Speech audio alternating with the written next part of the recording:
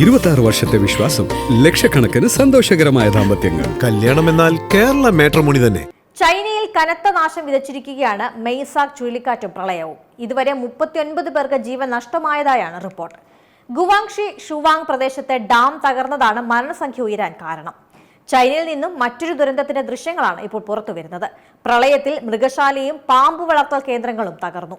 മൃഗങ്ങളും വിഷപ്പാമ്പുകളും ജനവാസ മേഖലയിലേക്ക് ഒഴുകിയെത്തിക്കൊണ്ടിരിക്കുകയാണ്. വെള്ളപ്പൊക്കത്തിൽ ഫണമുയർത്തി നീന്തുന്ന വിഷപ്പാമ്പുകളുടെ ദൃശ്യങ്ങൾ പ്രചരിക്കുകയാണ്.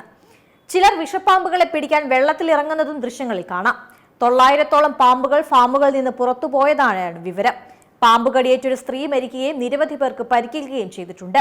നഗരത്തിലെ ഡെങ്വെയ് എന്ന ഗ്രാമത്തിലുള്ള പാമ്പ് വളർത്തൽ കേന്ദ്രത്തിന്റെ മതിൽക്കെട്ടുകളാണ് പ്രളയത്തിൽ തകർന്നത്. പരമ്പരാഗത ചൈനീസ് മരുന്നുകൾക്കും മാംസത്തിനുമായി മൂർഖൻ പാമ്പുകൾ, വാട്ടർ സ്നേക്സ് തുടങ്ങിയവയെ വളർത്തുന്ന കേന്ദ്രമാണിത്.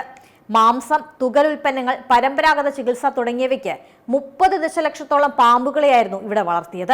ഗ്വാങ്സി മേഖലയിലെ ഒരു മൃഗശാലയിൽ നിന്ന് സീബ്രകളും പന്നികളും അടക്കം 100 കണക്കിന് മൃഗങ്ങളും പുറത്തു ചാടിയതായുള്ള റിപ്പോർട്ടുകളും പുറത്തുവരുന്നുണ്ട്. ഏറ്റവും പുതിയ വാർത്തകളും വിശേഷങ്ങളും വിരൽത്തുമ്പിലറിയാൻ സീ മലയാളം ന്യൂസ് എല്ലാ ഡിജിറ്റൽ പ്ലാറ്റ്ഫോമുകളിലും ലഭ്യം.